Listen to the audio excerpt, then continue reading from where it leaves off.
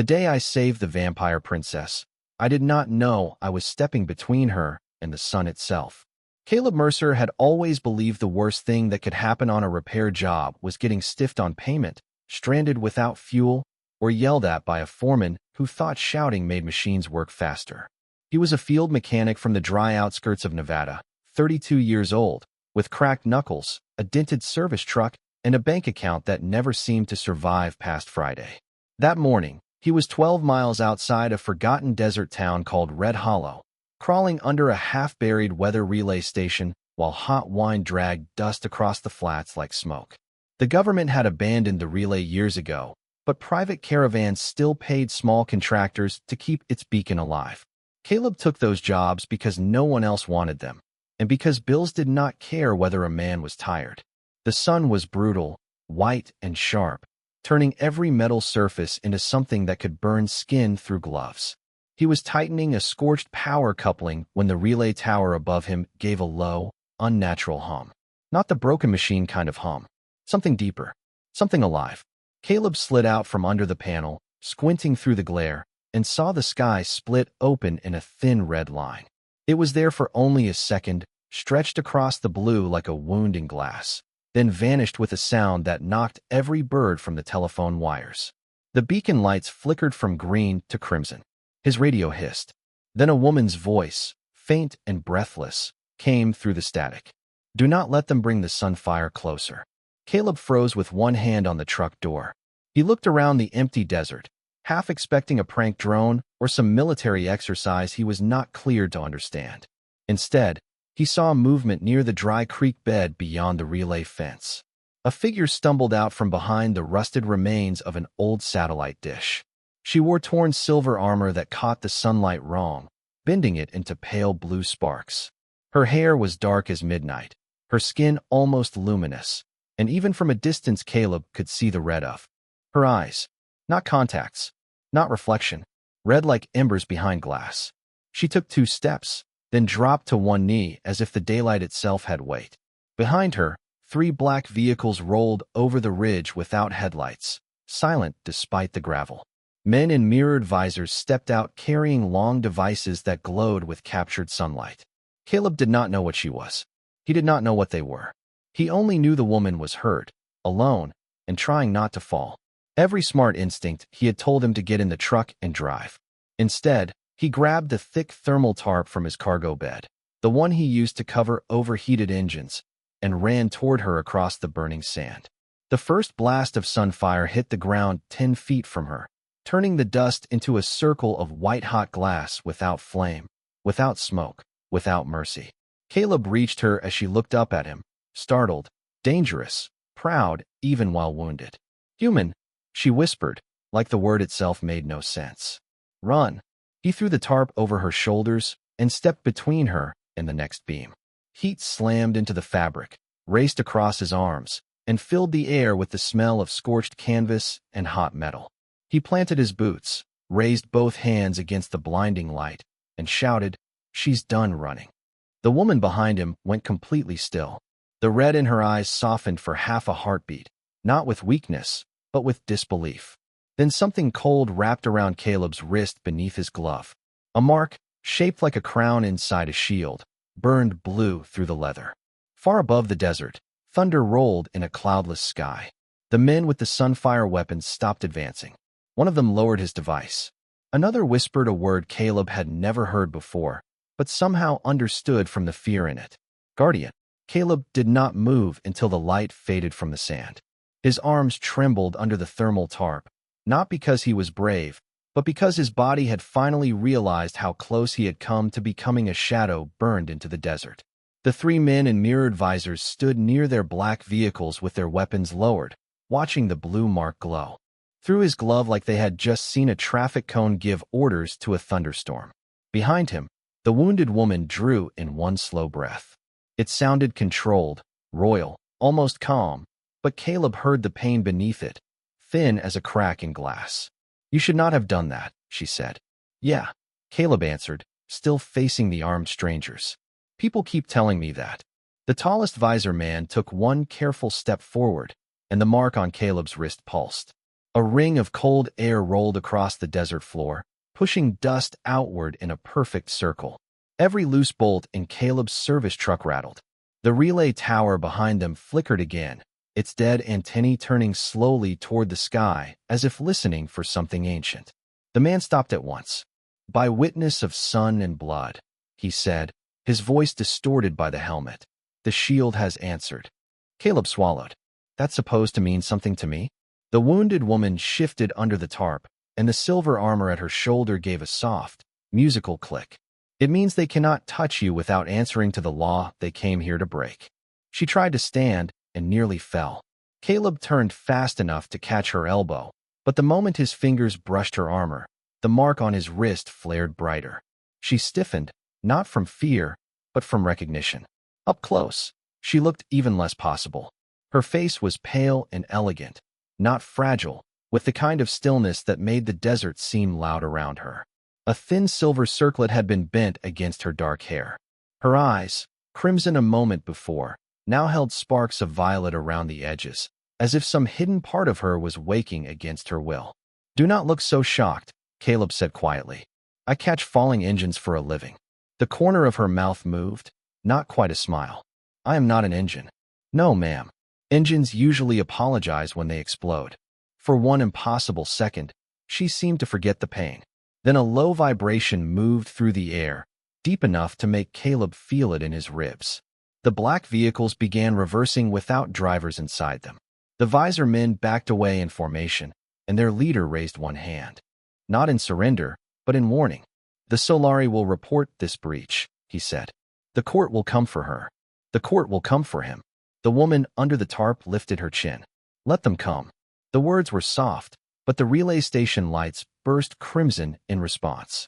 The strangers returned to their vehicles, and within seconds they were gone over the ridge, leaving only glass, sand, and tire marks that faded too quickly. Caleb stared after them, listening to the desert settle back into wind and heat. He wanted to ask a dozen questions. He wanted to pretend he had not heard the word court. He wanted, more than anything, to take his truck, drive to the nearest diner, and order coffee so black it could convince him this was all heat stroke. Instead, the woman swayed again. Caleb caught her before she hit the ground. The tarp slipped enough for sunlight to touch the edge of her bare wrist. Her skin smoked faintly, and she pulled back with a controlled hiss, pride fighting pain. Caleb immediately dragged the tarp tighter around her shoulders. "All right," he said. "Truck, shade, water. Then you explain why men with portable sunlight are chasing a woman through my repair route."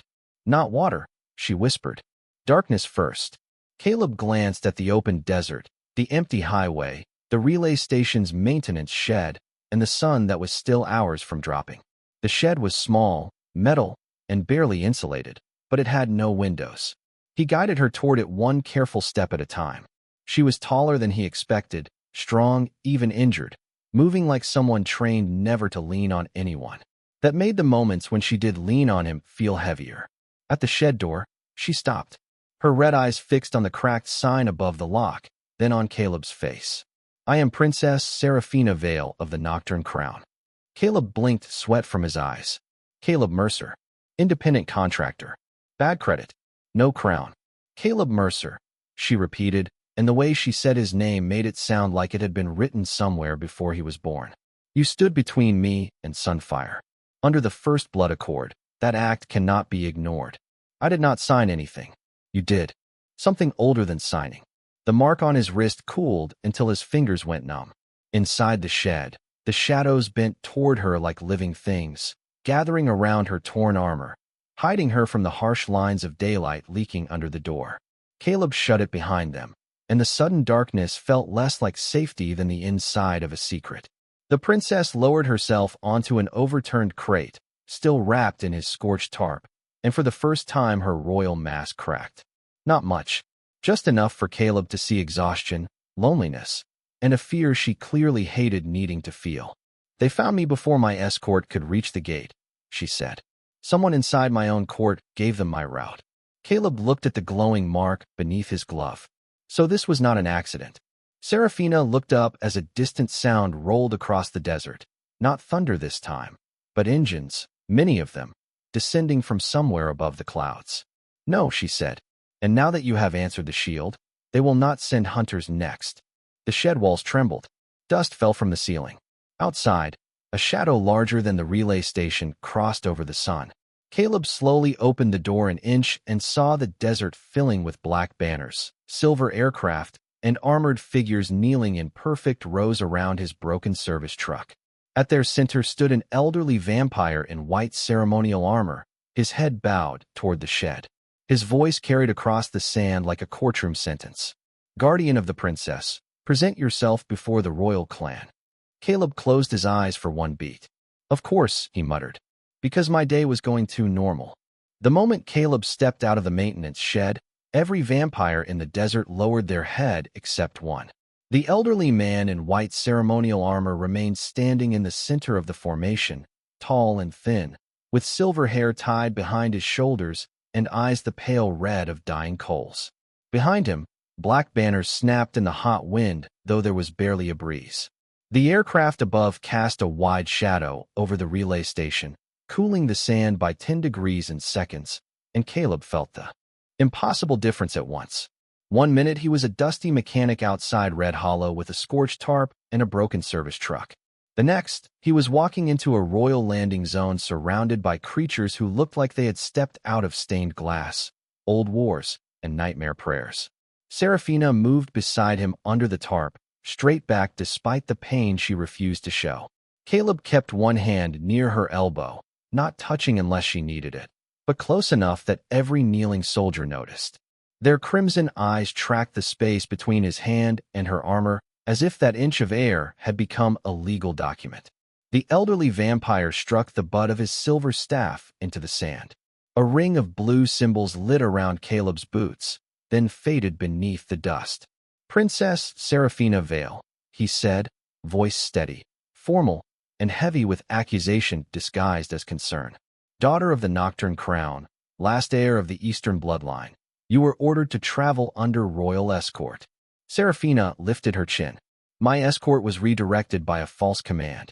The soldiers did not move, but Caleb felt the reaction pass through them like electricity through a fence. The old man's gaze shifted to Caleb. And this human? This human saved my life. The words landed harder than a shout. A few of the younger vampires looked up before catching themselves. Caleb did not know their laws, but he understood shame, surprise, and the kind of silence that happens when powerful people realize the truth is inconvenient. The old man stepped closer, stopping just beyond the glowing edge of Caleb's wrist mark. I am Lord Aurelian Vale, High Regent of the Nocturne Crown and Keeper of the First Blood Accord. Human, show me the shield. Caleb looked at Seraphina. She gave the smallest nod.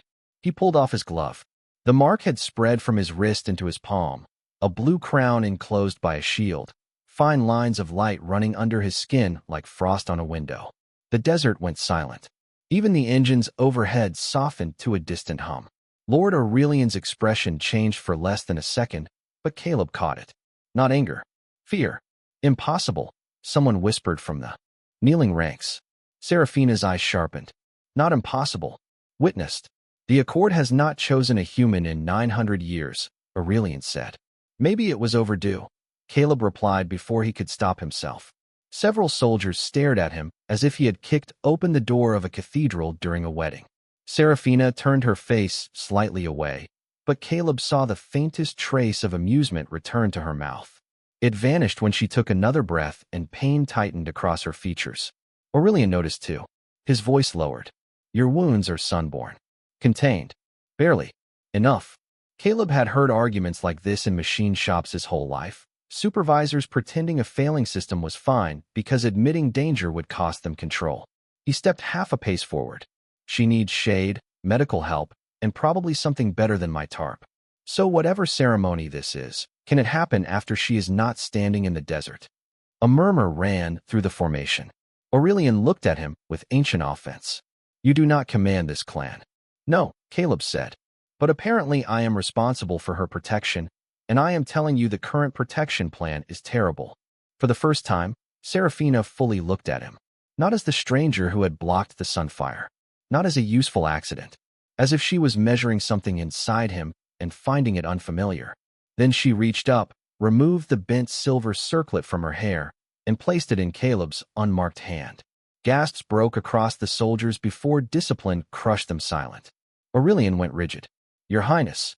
Seraphina's voice was calm, but softer than before. "He speaks under shield right. Until the court judges the mark, his concern carries my authority." Caleb stared at the circlet. It was cold, heavier than it looked, etched with tiny symbols that glimmered in the shadow of the aircraft. "I feel like I should mention I have never managed anything more political than a homeowner association dispute." "Then you are already overqualified," Seraphina said quietly. That should have made Caleb laugh. It did not, because behind the dry humor in her voice, he heard something else. Exhaustion, yes. Pain, yes. But also a loneliness so practiced it felt older than the desert. The soldiers around them treated her like a flag, a bloodline, a throne that could walk and speak. Not one of them had asked whether she was scared. Not one had asked whether she wanted to sit down. Caleb looked from their bowed heads to the princess wrapped in a burnt mechanic's tarp and understood the strangest part of the day. She was surrounded by her own people, and somehow she was still alone. Aurelian raised his staff, and the nearest aircraft opened its ramp with a hiss of cold vapor. "The princess will be taken to the night vessel. The human will be examined by the law priests." Caleb tightened his fingers around the circlet. "Examined how?" Aurelian did not answer quickly enough. Seraphina stepped closer to Caleb, and the blue mark brightened between them. "He stays with me." Aurelian's eyes hardened. "That decision will shake the court." Seraphina looked toward the dark aircraft, then back at the old regent. "Good. Someone inside it tried to deliver me to Sunfire. Let the court shake."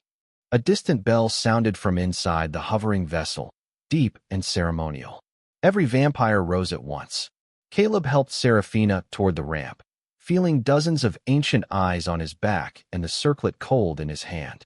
Just before they entered the shadow of the ship, Aurelian spoke again, lower this time, meant only for Caleb. "Human, understand this before you take another step. A guardian does not merely protect a princess from danger. Under our law, he stands between her and the throne itself." Caleb looked at Seraphina, and for the first time he saw the truth hiding behind the title. She was not only wounded. She was being hunted by the people who needed her crown. The ramp sealed behind them, and the desert sun disappeared. The night vessel did not feel like an aircraft. It felt like an old cathedral that had learned how to fly. Caleb stood just inside the sealed ramp with desert dust still on his boots, watching the red emergency glow move across walls made of black metal and frosted glass. There were no windows, only long panels of dark crystal that shimmered, with faint stars, as if the ship carried its own private piece of midnight. The air was cold enough to raise bumps along his arms, but it smelled clean, like rain on stone and polished steel. Seraphina's steps slowed as soon as the sunlight vanished behind them. Shadows gathered at the edges of her armor and settled over the scorched marks on the silver plates. She looked steadier now, but not healed. Caleb had fixed enough failing engines to know when something was still running only because pride refused to shut down. Two vampire attendants approached with a wheeled medical chair shaped from white metal, their heads bowed so low they never looked directly at her face. "Your Highness, the recovery chamber is prepared," one said. Seraphina did not sit. "Later. The sunborn exposure is spreading." "Later." Caleb heard the word behind the word. Not later because she was fine. Later because someone might use weakness against her. Lord Aurelian entered behind them, his staff clicking against the floor in a slow rhythm that made every attendant straighten. "Princess, the court has already been notified. Your arrival will be viewed by the council within the hour. You must appear unshaken." "Convenient," Caleb said. Every vampire in the corridor turned toward him. He wished his mouth came with a warning light. Aurelian's pale red eyes narrowed. "Speak carefully." Caleb lifted the bent silver circlet in his hand. "Someone leaks her route. People with sun weapons corner her in the desert. She barely gets inside alive, and the first thing everyone cares about is whether the court gets a good picture." Silence closed around him, cold and immediate. Seraphina turned her head, watching him with an expression he could not read. Aurelian took one measured step closer. Human customs do not govern royal survival. Survival is not a custom. The blue mark on Caleb's wrist warmed beneath his skin, like it agreed before he did. He looked at the princess, Not the regent, not the attendants, not the armed guards lining the corridor. You need treatment. Real treatment. If standing in front of a council makes that worse, then do not stand. Seraphina's voice became very quiet. You do not understand what you are asking. Probably not. If I miss the first viewing, my enemies will say I am too weak to inherit. And if you collapse during it? Her eyes flashed, but not with anger at him. With anger at the fact that the question mattered. Aurelian's grip tightened on his staff. The Guardian Mark does not give you permission to obstruct succession protocol. Caleb turned to him. Then tell me what it does give me. Aurelian hesitated, and Caleb felt the entire corridor lean into that hesitation. Seraphina answered instead. Shield right. Emergency authority when my immediate safety is at risk. Great, Caleb said. I am using that. Aurelian's face hardened. You cannot invoke a law you do not comprehend. I comprehend that she was burning alive in daylight, while people who call her princess talk around her like she is cargo. The words came out sharper than Caleb intended, but once they were in the air, he did not take them back. He had spent too many years working for men who treated tired people like replaceable parts. He knew the sound of a system protecting itself instead of the person inside it. Seraphina looked away first. That hurt more than if she had snapped at him. Beneath the royal posture, beneath the crimson eyes and ancient name, she was someone who had learned that needing help was dangerous. Caleb lowered his voice. Back in the shed, you told me someone inside your court sold you out. So let them see something useful. Let them see you are protected by a law they cannot edit. The ship gave a soft chime, and a dark crystal panel unfolded from the wall, revealing a reflection of the royal chamber far ahead in space or distance or whatever technology passed for magic here. Hundreds of pale faces appeared in tiers of black stone, waiting. The vampire court was already assembled. Seraphina stared at the image, and for 1 second the corridor lights caught the small cracks in her armor, the dust at her collar, the edge of fear she had carried without letting it bend her spine. If I step into the recovery chamber, she said, they will call it weakness. Caleb held out her circlet. Then do not hide it. Make it a command. Her gaze moved from the circlet to him. Explain. Tell them your guardian ordered recovery under shield right. Tell them anyone who objects can file a complaint after they explain why keeping you wounded helps the throne. One of the attendants made a tiny sound like a swallowed gasp. Aurelian stared as if Caleb had just used a wrench on a sacred bell and somehow made it ring. Seraphina did not smile this time. Something better happened. Her shoulders lowered by a fraction, not in surrender, but in relief she would never admit aloud. She took the circlet from his hand and placed it back on her head, bent silver and all. Then she turned toward the crystal panel, facing the waiting court without stepping 1 inch closer to danger. By shield right, she said, her voice carrying through the ship and into that distant hall. My guardian has ordered immediate recovery before succession address. Any noble who contests this order may declare, before the full court, why the preservation of my life offends them. The chamber on the panel went utterly still. Caleb saw mouths close. Eyes drop. Fans stopped moving. Even Aurelian seemed impressed against his will. Then, from somewhere deep in the court, a woman's voice rose like a knife wrapped in velvet. How charming. The princess returns with a human keeper and mistakes his panic for law. Seraphina's fingers curled once at her side. Caleb stepped beside her, close enough for the mark to blaze blue across the crystal feed. Not panic, he said, before anyone could stop him. Maintenance. I protect things before they break. The court erupted in whispers. Seraphina turned toward him slowly, and this time the disbelief in her eyes was touched by something warmer, something dangerous in a different way. Then the crystal panel flickered, and the unknown woman in the court leaned forward from a throne of black glass. Then bring the mechanic to court, she said. Let us see whether the first blood accord chose a guardian or a fool. The recovery chamber was quiet in a way Caleb did not trust. It sat at the center of the night vessel behind 3 silver doors, sealed away from the corridors, the soldiers, the attendants, and the court that had already decided his existence was a public crisis. The room itself was circular, with walls of black crystal and a floor that looked like frozen moonlight. At its center stood a reclining white chair surrounded by floating rings of pale blue symbols, each turning slowly in the air without wires or motors. Caleb would have called it impossible if the day had not already used that word too many times. Seraphina sat in the chair with the scorched tarp finally removed from her shoulders. Her damaged armor loosened just enough for the healing light to reach the sunborn burns along her sleeve and collar. The light did not touch her skin like heat. It moved like cool water, soft and deliberate, drawing the harsh brightness out of the wounds until the sharp tension in her jaw began to ease. She kept her eyes open the entire time. Caleb noticed that, even while exhausted, even while safe behind sealed doors, she refused to close her eyes. "You can rest," he said from the edge of the chamber. She looked at him through the slow-moving rings. "Can I?" It was not a challenge. That made it worse. Caleb leaned back against the wall, suddenly aware of how dirty he was in a room where everything looked ancient, expensive, and breakable. Fair point.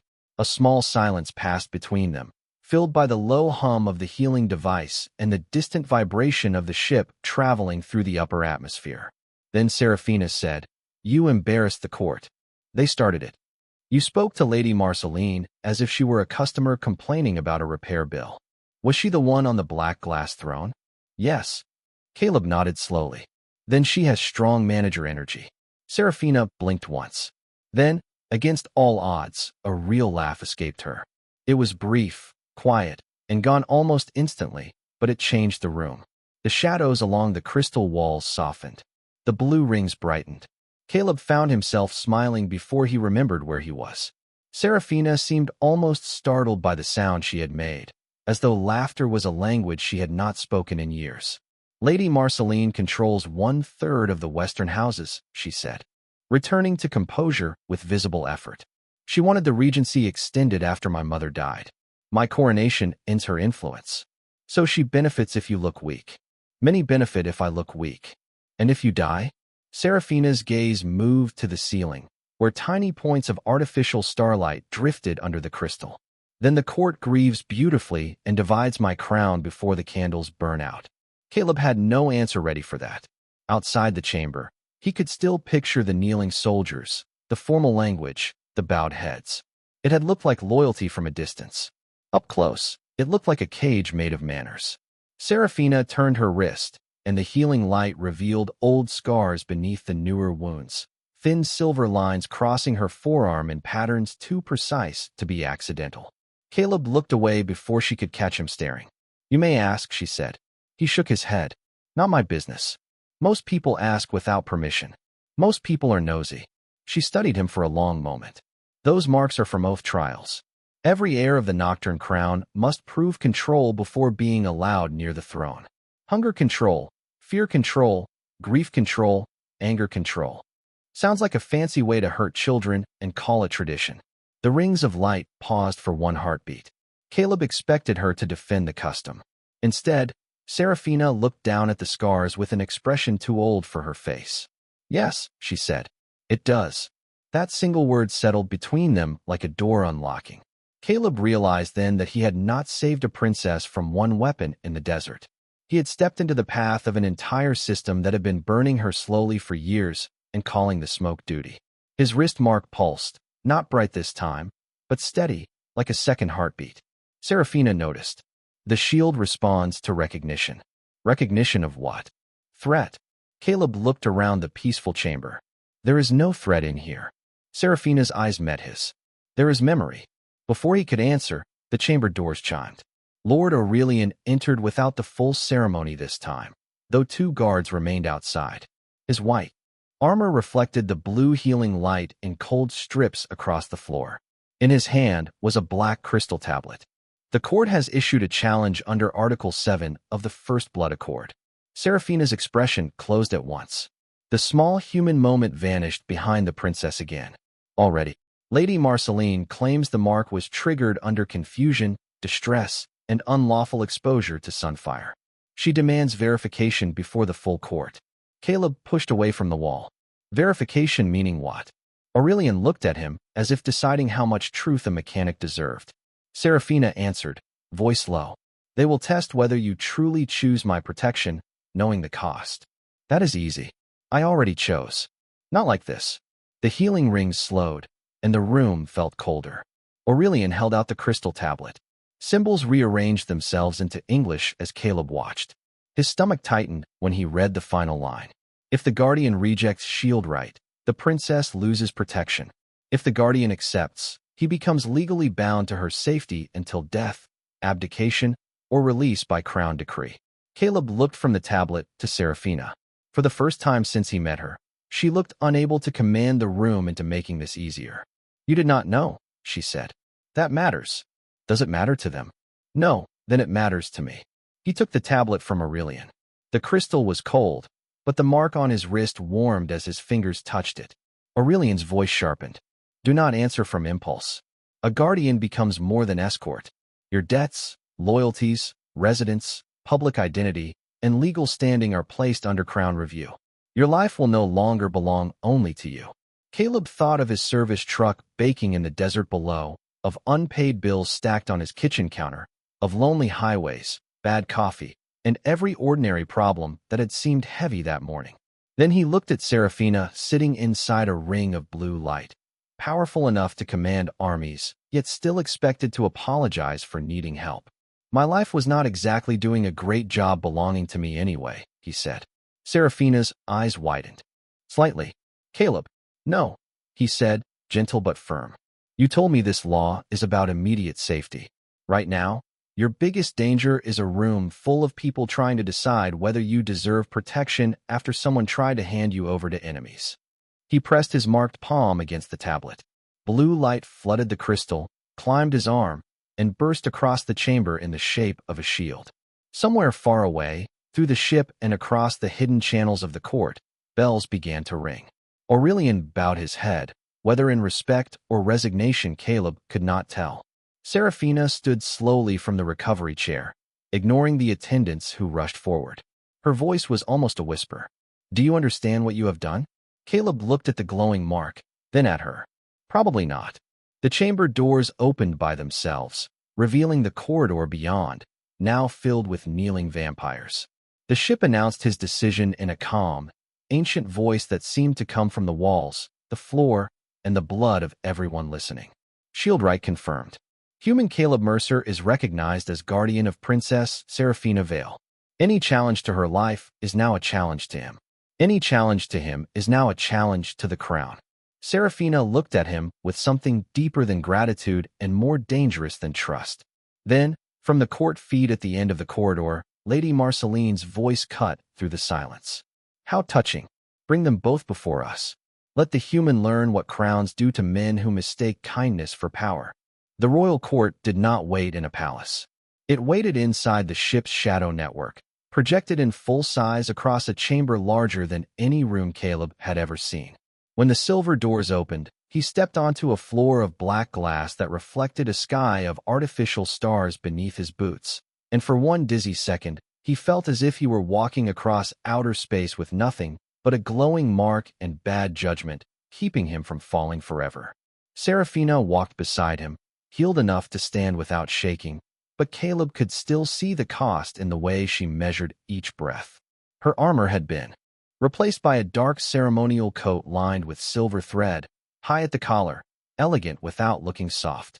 His own clothes were still his work clothes, dusty jeans, worn boots, and a dark mechanic jacket that smelled faintly of scorched canvas. An attendant had offered him formal court robes. Caleb had looked at the layered black silk, the jeweled clasps, the embroidered gloves, and asked if any of it was machine washable.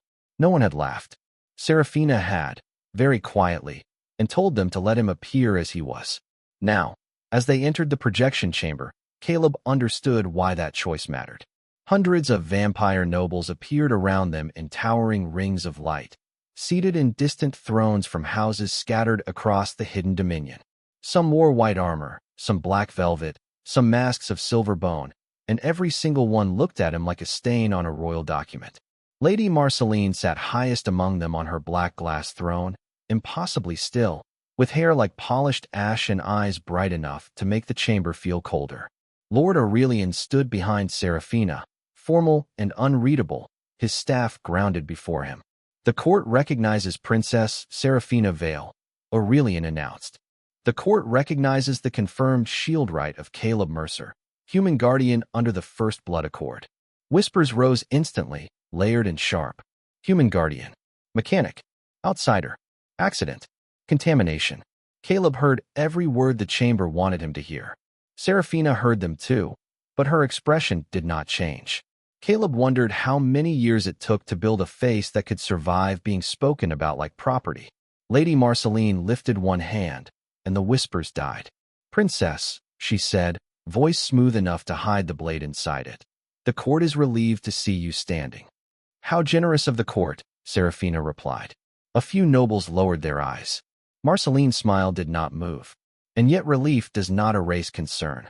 You disappeared from your authorized route, returned under questionable conditions, delayed your succession address, and placed emergency authority in the hands of a human contractor with no bloodline, no oath history, and no understanding of our laws."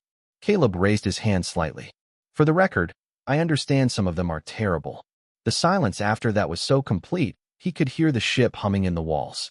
Aurelian closed his eyes for one brief second. Seraphina did not look at Caleb, but the corner of her mouth gave the smallest warning twitch. Marceline leaned forward. "How brave, or how useful? Tell us, Caleb Mercer, did the princess instruct you to invoke shield right?" "No." "Did Lord Aurelian instruct you?" "No." "Did any member of this court promise payment, protection, status, or favor in exchange for your public loyalty?" Caleb thought of his overdue rent, his service truck, the bills waiting back home, and almost laughed at how far favor had traveled from his life. No, Marceline's eyes narrowed. Then why would a human with no stake in our throne bind himself to a dying law and a princess surrounded by enemies? The question was meant to trap him. Caleb felt it. So did everyone else. If he said duty, they would mock him. If he said admiration, they would twist it.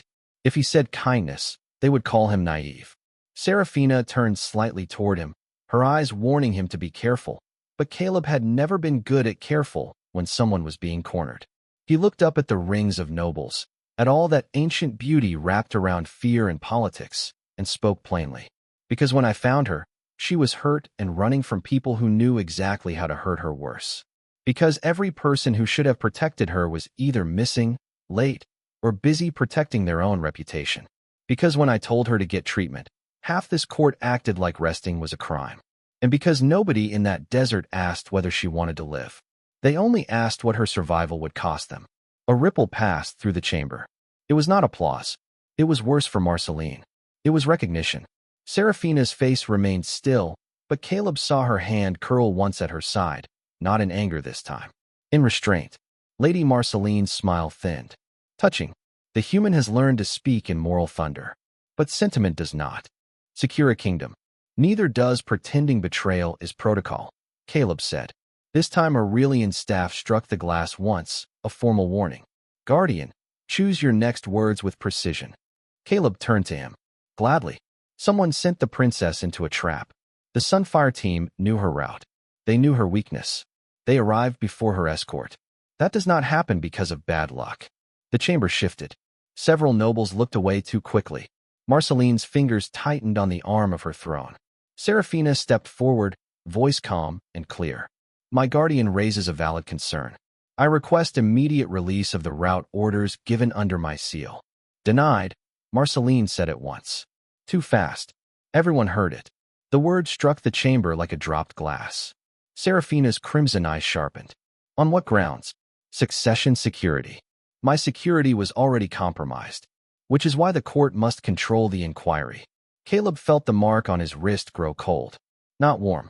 Cold. The kind of cold that came before metal cracked. He looked down and saw the blue shield darken at the edges, reacting not to a weapon, but to a lie. Seraphina saw it too. Aurelian's face changed. The accord detects concealment. Marceline rose slowly from her throne. Around her, several nobles rose with her, not enough to form a majority, but enough to show where the hidden lines had been drawn. "Careful, Regent. Ancient symbols do not replace evidence." Caleb lifted his marked hand, then released the orders. Marceline looked at him, and for the first time her perfect calm showed a hairline fracture. "You think yourself her protector because a mark glows on your skin. You are not protecting her. You are making her impossible for the court to accept." Caleb glanced at Seraphina. She was looking at the nobles, not as a frightened heir, but as someone finally seeing the shape of the cage around her. Maybe, Caleb said. Or maybe that is what protecting her looks like. The blue mark flared across the black glass floor, and hidden beneath the court's reflection, lines of light began forming a map. A desert route. A false command path. A seal signature. Every noble stared as the Accord pulled the concealed record from the court system itself and displayed it under their feet. The final authorization glowed in silver beneath Lady Marceline's throne. Seraphina went very still. Aurelian bowed his head, not to Marceline, but to the truth. Lady Marceline's voice turned cold enough to frost the projection air. This court is adjourned. No, Seraphina said, and her voice filled the chamber before the feed could vanish. The wounded princess from the desert was gone. In her place stood the heir of the Nocturne crown, with a human mechanic at her side and the ancient law burning blue between them. This court is finally beginning. The court did not move, but the truth did. It spread beneath every projected throne in thin blue lines, crawling across the black glass like frost across a windshield, connecting names to routes, seals to false orders, silence to intent. Caleb watched the map form under his boots and felt the strange weight of being the least important person in the room, and somehow the only one everyone feared looking at. Lady Marceline stood frozen above the glowing authorization, her perfect face still arranged into calm, but the chamber had changed around her. Nobles who had leaned toward her moments ago now leaned away by inches. Not enough to look guilty, just enough to survive. Seraphina saw it. Caleb knew she saw it because her breathing slowed. She was not merely angry now. Anger would have been easy. This was worse. This was a princess discovering that the people who called themselves her court had been waiting to see whether betrayal would succeed before deciding what loyalty meant. Lord Aurelian lifted his staff, and the projection chamber darkened until only the blue evidence shone. The First Blood Accord has revealed concealed succession interference, he said. Under royal law, this court must enter inquiry. Marceline laughed softly. The sound carried no warmth, only polished contempt. Inquiry into what? A frightened relic reacting to human confusion? A mechanic trips over ancient law, and now we let his glowing hand rewrite the court. Caleb looked at his palm. The shield mark pulsed once. Almost offended. For what it is worth, he said, I did not trip. I made several bad decisions in a row. A few distant nobles forgot themselves and reacted, not quite laughter, not quite shock. Seraphina did not smile this time. Her eyes remained on Marceline. Release the full command chain. No, the answer came sharp and immediate. Aurelian's staff struck the glass. Lady Marceline, refusal during a court inquiry is an admission of obstruction. No, Marceline said again, and this time the word filled the chamber. It is an admission that I will not let a wounded girl and her human shield drag an ancient civilization into sentimental ruin. The blue lines beneath her throne flickered. Seraphina's expression changed by a fraction. Caleb felt it before he understood it. Marceline had not said princess. She had said girl. Not a political insult. A personal one. Seraphina's voice lowered. You were my mother's advisor. I was your mother's last honest friend. The court went utterly still. Even Aurelian seemed to stop breathing. Marceline descended one step from her projected throne, and the black glass around her shimmered as if the distance between ship and court had thinned. Queen Isolde knew what you were too gentle to accept. The Nocturne crown does not survive by being loved. It survives by being feared, by negotiating before mercy, by choosing the kingdom over one wounded heart.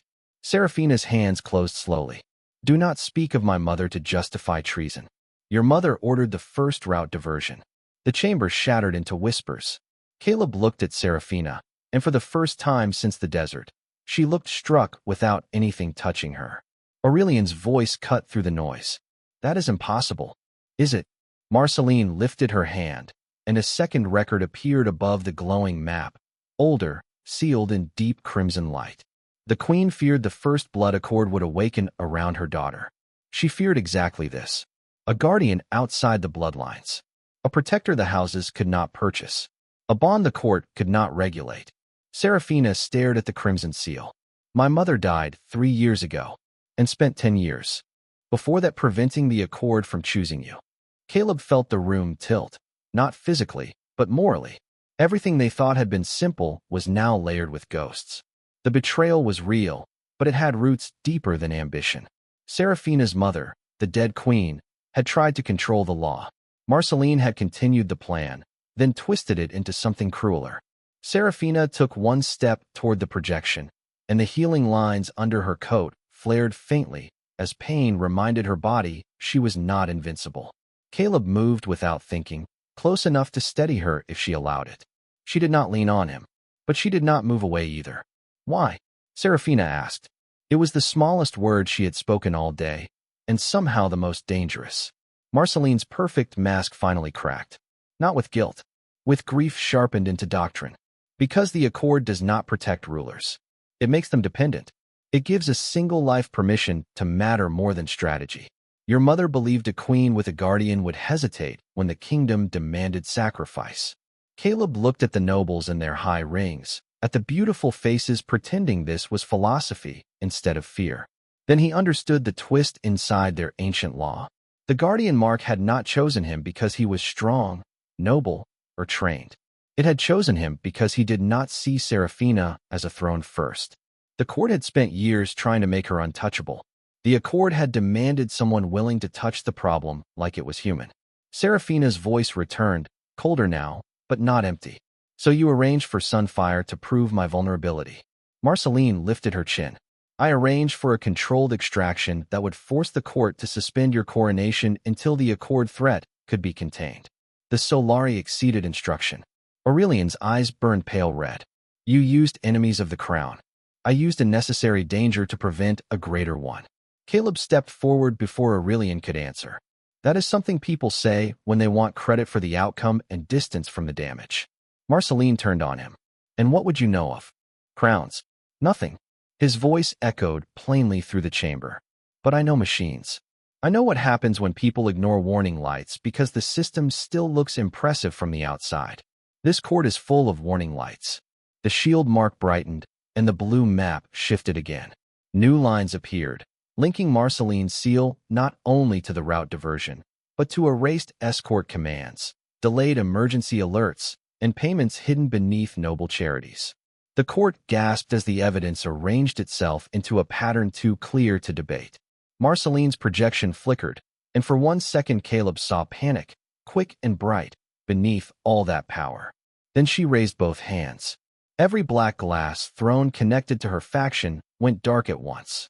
Aurelian shouted an order, but the chamber lights failed before his voice finished. The ship lurched hard to the left. Caleb nearly fell, catching himself against a crystal rail as alarms rang through the walls. Seraphina grabbed his marked wrist, and the blue shield flared around them both. From the darkness, Marceline's voice returned, no longer smooth, no longer pretending. "Then protect her, human. Protect her from the court, from the throne, and from the truth her mother died hiding." The projection vanished. Red emergency lights flooded the chamber. Somewhere below, the night vessel dropped several hundred feet in a single sickening breath. Aurelian looked toward the sealed doors as soldiers rushed past outside. "Her faction has locked us out of the descent controls." Caleb felt Seraphina's hand still around his wrist, cold, steady, trusting him more than the ship beneath their feet. "Where are we falling?" he asked. Aurelian's answer came like a sentence. "Toward daylight." The first strip of daylight appeared beneath the damaged hull, like a blade being slowly drawn from its sheath. Caleb saw it through the cracked crystal panels at the far end of the chamber, a thin white glare growing wider as the night vessel fell out of its artificial shadow and into the desert morning below. Alarms rolled through the ship in calm, terrible tones. Solar exposure in 4 minutes. Descent control. Unavailable. Royal compartment sealing. Crew evacuation advised. The vampires in the corridor moved with disciplined speed, but Caleb could feel the fear underneath it. Not panic, not chaos. Just the deep ancient terror of people whose bodies remembered the sun as an enemy older than language. Seraphina still held his wrist, the guardian mark glowing between her fingers. She looked toward the white line of daylight, and for a moment Caleb saw the girl beneath the crown again, the one raised to never show fear, because every weakness became someone else's argument. "The emergency eclipse field," she said. "Can it cover the ship?" Aurelian shook his head. already reading symbols from a wall panel. Marceline's faction locked it to the royal compartments only. The crew decks will be exposed first. Seraphina's eyes sharpened. Unlock it. I cannot from here. Then where? Aurelian hesitated. That hesitation told Caleb the answer before the regent said it. Manual control is in the upper maintenance spine. It runs along the exterior shell. Caleb let out one dry laugh. Of course it does. Seraphina turned to him immediately. No, you do not know what I am about to say. You are going to say you can reach it. I am a mechanic on a ship with a broken shade system. That is unfortunately my whole brand. The vessel lurched again, and somewhere above them a deep metallic groan passed through the walls. Caleb grabbed a rail. Seraphina did not. She stood perfectly balanced, eyes locked on him. The maintenance spine is exposed to direct sun. I am not allergic to sunlight. You are allergic to falling out of aircraft. Strongly, yes. Aurelian cut in, voice tight. Even if you reach the control spine, our systems will not obey human input. Caleb raised his marked hand. Then good thing I am apparently more than human input today. The mark pulsed blue, answering the thought with just enough confidence to make Caleb wish it had shared the plan sooner. Seraphina stepped closer, lowering her voice so only he could hear it beneath the alarms. I will not trade your life for my ship. Caleb looked past her at the corridor, where attendants were guiding younger vampires into shaded compartments, where soldiers were holding doors open for elders, where people who had bowed to Seraphina like she was untouchable now looked to her because they were afraid. This is not just your ship. Her expression tightened. That is not an argument. It is the only one I have. For the first time, her royal mask failed completely. Caleb, the way she said his name stopped him harder than any order could have. Not human. Not guardian. Caleb. He wanted to make a joke, to lighten it, to pretend courage was easier when wrapped in sarcasm. But the white daylight below grew wider, and the ship announced 3 minutes. He reached into his jacket pocket and pulled out the small roll of insulated cable he had taken from the relay shed without thinking, habit stronger than sense. I am not planning to die, he said. I am planning to fix something. Seraphina looked at the cable, then at his face. You always make that sound like a promise. Where I come from, that is basically a love language. The words slipped out before he could measure them. He froze. Seraphina went still. The alarms kept sounding. The ship kept falling. The court was collapsing somewhere behind them. And for one impossible heartbeat, the danger in her eyes was not the kind that came from fangs or crowns. It was the danger of being seen. Aurelian cleared his throat with the restraint of a man pretending not to have heard anything. There is an inner access shaft 12 yards left of this chamber. Caleb nodded, grateful for the escape. Great. Left. Shaft. Terrible odds. Got it. Seraphina released his wrist, but before he could move, she placed her bent silver circlet in his hand again. The spine recognizes royal signal. Thought I needed your bloodline for that. You have my authority. Her fingers closed his around the circlet. And my trust. That hit him worse than the sunfire. Caleb nodded once because anything more might break the small, fragile thing standing between them. Then he ran. The access shaft was narrower than the relay tunnels back home, built for vampire engineers with graceful bones and no respect for human shoulders. Caleb climbed through. Darkness lit by red emergency strips, dragging the cable behind him as the ship shook hard enough to slam his knees into the metal grating. The mark on his wrist pulled him forward with cold pulses, guiding him through turns he could not have chosen alone. Above, the hull rang with wind. Below, daylight waited. He reached the outer hatch just as the announcement changed to 2 minutes. A circular door opened onto a crawlway between the inner shell and the exterior spine. Brightness stabbed through gaps in the black plates. Caleb shielded his eyes, clipped the cable around his waist, and crawled into the roar. Heat hit first. Not magical sunfire, just raw desert sunlight amplified by reflective armor and falling speed. It baked the metal under his palms and filled his mouth with the taste of copper and dust. The maintenance spine stretched ahead in a narrow black ridge along the ship's back, half its panels sealed, half flickering with blue error lights. Caleb hooked one boot under a brace and pulled himself forward inch by inch. Wind tried to peel him sideways.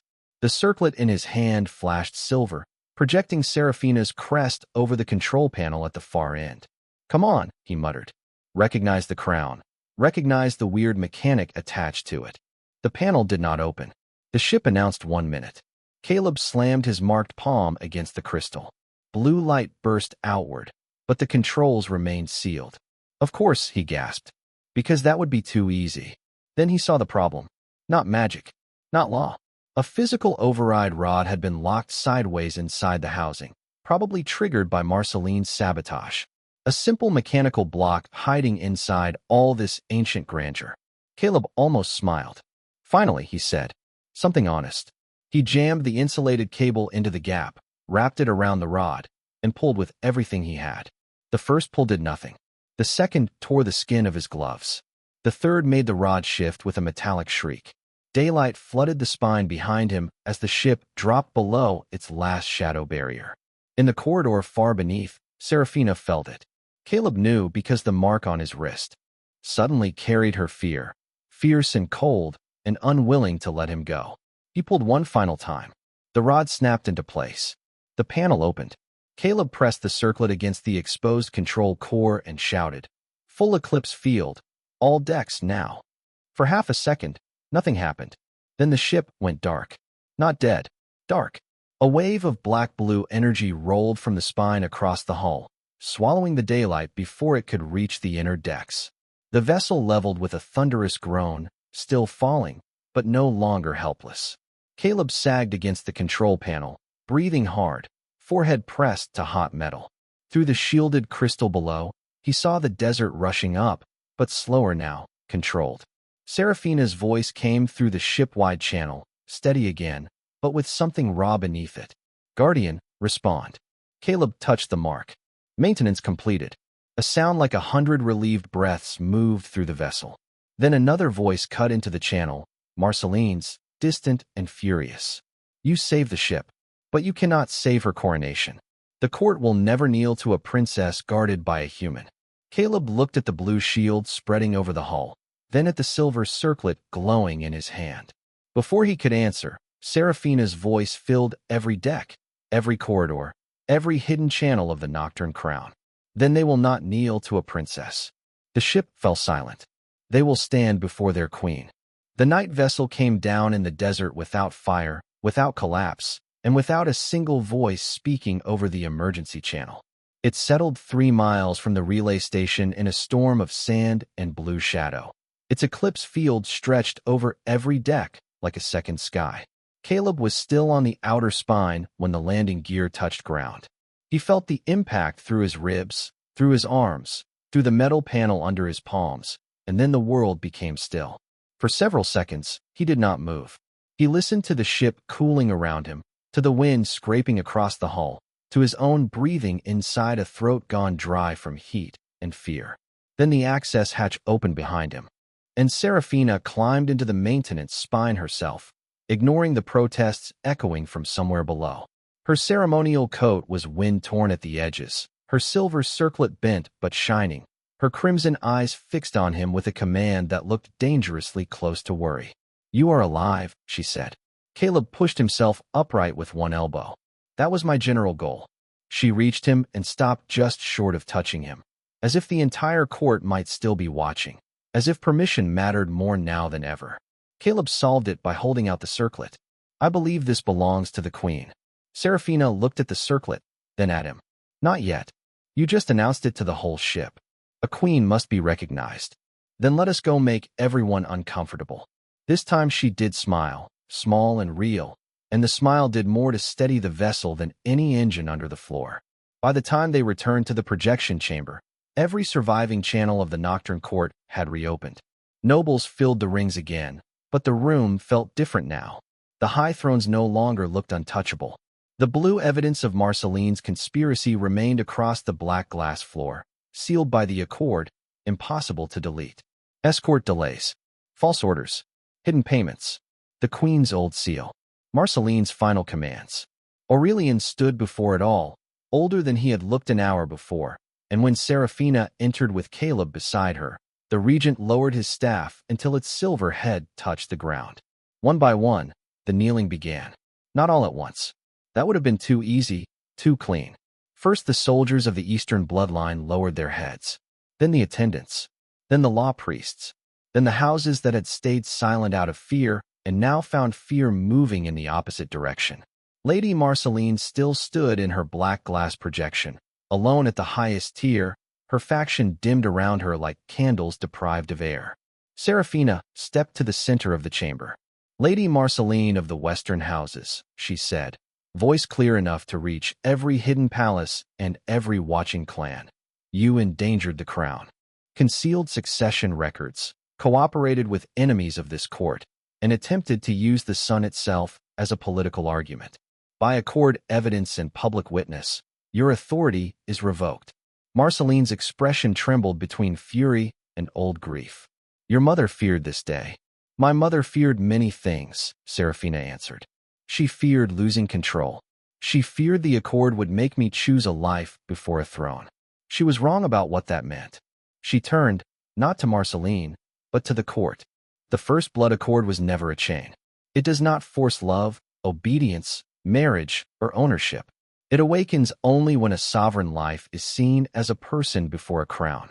It marks a shield, not a master. A guardian may stand beside the heir, but the heir must still choose whether to accept that protection." Caleb felt the mark on his wrist soften from bright blue to a steady glow. For the first time, the law made sense in plain human terms. He had not claimed her. He had not been claimed by accident. The mark had recorded a choice made in the desert, when he had protected someone who could give him nothing, and now it demanded that every powerful witness decide whether that kind of choice still mattered. Seraphina faced him before the entire court. "Caleb Mercer, under the accord, you have fulfilled shield right. You saved my life in the sunfire. You forced my court to see the betrayal it wanted to debate away. You saved this vessel when my own bloodlines nearly let it fall. The law cannot require more from you." The chamber went so quiet the distant desert wind seemed loud. Caleb understood what she was doing before Aurelian announced it.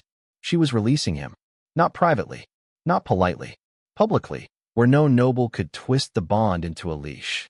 "You may return to your life," Seraphina said. Her voice did not break, but it cost her something to keep it whole. "Your debts will be cleared by crown restitution for damage to your property. Your service truck will be repaired or replaced. Your name will be protected from court retaliation. You owe me nothing." Caleb looked around at the vampire court, at faces that expected him to bow out, run fast, take the money, and become a strange footnote in their law books. He thought of his quiet apartment, the unpaid bills, the lonely highways, the easy exit being handed to him like a door opening back into a life that suddenly felt smaller than it had that morning. Then he looked at Seraphina, not the princess in armor, not the queen not yet crowned, the woman in the scorched shadow of an old system, finally offering him freedom because she refused to keep him by force. Caleb stepped forward. "I appreciate the truck thing," he said. A ripple of confusion passed through the court. "And I will definitely need that in writing." Seraphina's mouth moved like she wanted to smile and feared hoping too soon. Caleb lifted his marked wrist. "But I am not staying because a mark told me to. I am staying because someone tried to convince this entire room that protecting you is weakness. I would like to keep proving them wrong." Seraphina's eyes shone brighter, not with hunger, not with power, but with something the court could not legislate. Aurelian bowed his head. "Then state your place, Caleb Mercer." Caleb swallowed. "Guardian of Queen Seraphina Vale, if she still wants one." Seraphina turned to the court, and the eclipse field above the chamber shifted, revealing the desert horizon through the crystal ceiling. Dawn burned beyond the blue shield, not hostile now, but held at a respectful distance. "I do," she said, "and I choose him before the court, before the crown, and before every law that forgot the difference between duty and cruelty. Any house that rejects my guardian rejects my reign." For one impossible second, no one moved. Then Lord Aurelian knelt fully, white armor touching black glass. "The Nocturne Crown recognizes Queen Seraphina Vale and her chosen guardian." The soldiers followed. The attendants followed. The law priests followed. Across the projection rings, ancient nobles lowered their heads, some in loyalty, some in shock, some because the old law had finally cornered them into decency. Lady Marceline's projection flickered as her authority seal dissolved from beneath her throne, not destroyed, but removed, placed into custody by the court she had tried to control. She looked at Seraphina one last time, and the bitterness in her face was mixed with something almost like relief. "Then be a better queen than we allowed your mother to become," she said. Her image vanished. The chamber remained silent. Seraphina stepped to the central dais, and the bent circlet rose from Caleb's hands in a ring of blue light. It reshaped itself above her head, not into the cold crown of old portraits, but into a silver shield crown with one small human-made imperfection still visible where the metal had been damaged in the desert. It settled onto her hair as every blade in the chamber lowered point first to the floor. Caleb stood beside her in dusty boots and a scorched mechanic jacket, the blue mark on his wrist glowing gently, no longer like a warning, but like a promise. Beyond the crystal ceiling, the first full light of morning touched the eclipse field and turned it gold at the edges. For the first time in 900 years, the vampire court did not hide from dawn. It stood beneath it, watching a queen and a human guardian change the shape of the night.